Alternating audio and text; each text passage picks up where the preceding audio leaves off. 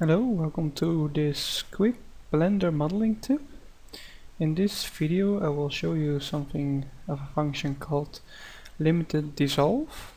First what we will do, we will delete this cube, then we will add a simple plane. We can switch our view to top view by pressing 7. Then we go into edit mode.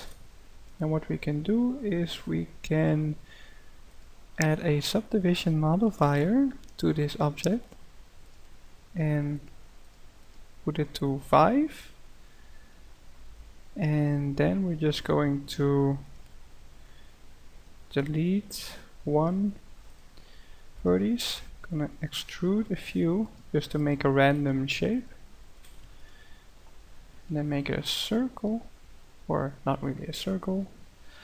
And what we will do, we will copy this mesh for later comparison. Here, what we do with this one is we will press apply. Actually, we will press apply on both.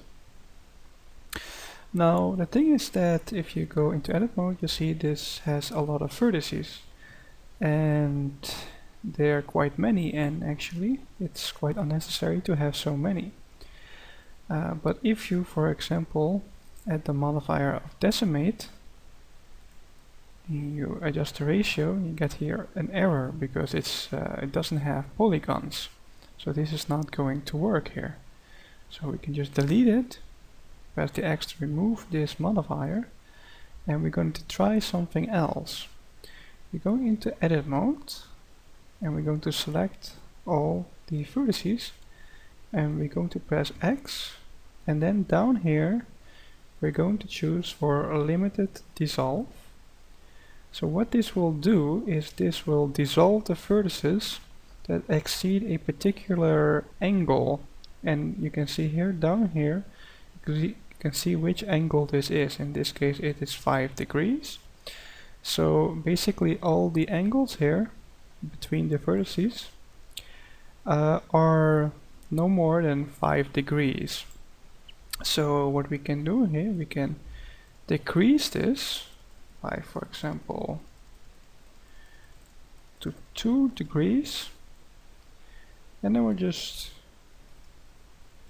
out of edit mode and then back into edit mode, and here you see that the amount of vertices is 152. If you compare it to the other one, it is 288.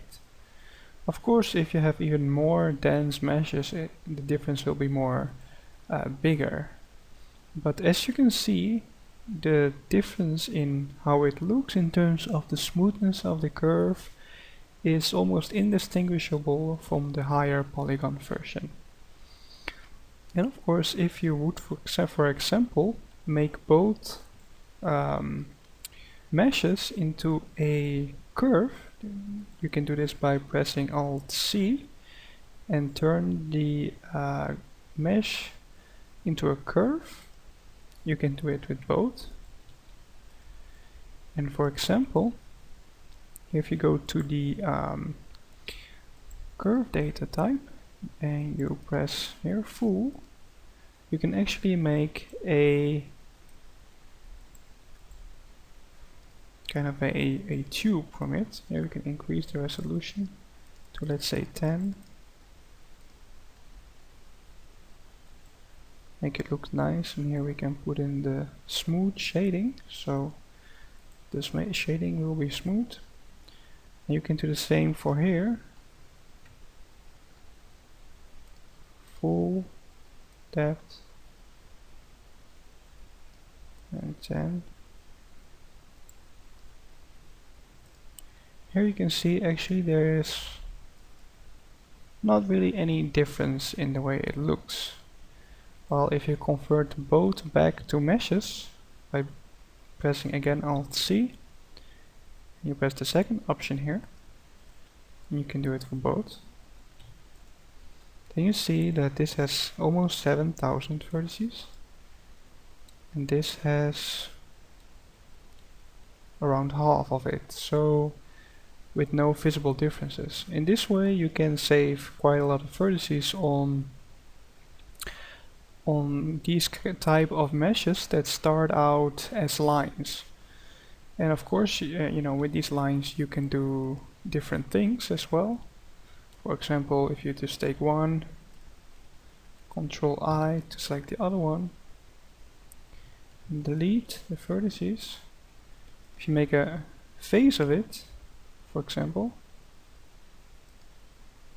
also in this way, and you would bevel the edge, it would also save a lot of polygons as well.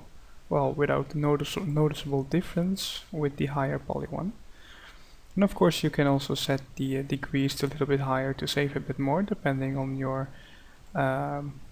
requirements for detail. But this is just a quick tip for those who were not aware of this little little thing in Blender. Okay, I hope you enjoyed this video and it was useful for you. So hope to see you in the next video. Don't forget to subscribe. And you can also like my Facebook page, 3D Model Monk. And I wish you a nice day. Bye bye.